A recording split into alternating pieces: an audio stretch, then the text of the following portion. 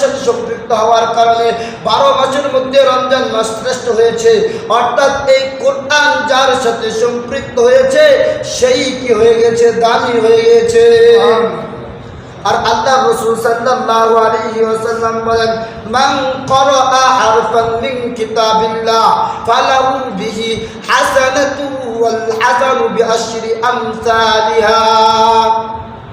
লা আকুলু আলিফ লাম মিম হারফুন বাল আলিফুন হারফুন ওয়া লামুন হারফুন ওয়া মিমুন হারফুন। আমরা অনেক সময় অনেকে মনে করি কোরআন যদি না বুঝা পড়া হয়, কোরআনের মানা যদি না জানি, কোরআনের অর্থ যদি না বুঝি তাহলে সব হবে না। আল্লাহ পাক রব্বুল আলামিন রাসূলের মাধ্যমে ঘোষণা করলেন, হে রাসূল আপনি আপনার উম্মতকে জানিয়ে দেন, আপনার উম্মত যখন একটা হরফ পড়বে, একটা হরফের বিনিময়ে 10টা নেকি পাইবে। আর এরকম যে আলিফ লাম মিম হারফুন, আমি এই 3টা হরফকে কি বলি না, একটা হরফ বলি না, এই 3টা শব্দকে একটা বাক্য বলি।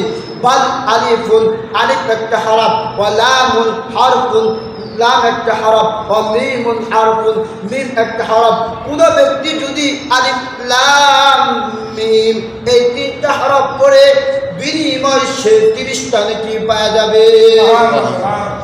আর কোন ব্যক্তি যদি এই রমজান মাসে এই 3টা হরফ পড়ে আলিফ লাম মিম, এক হলো 70, 10 70 হলো 700, 3টা হরফ যদি পড়ে 7কে 7 7 দুগুণে 14, 3 7 21।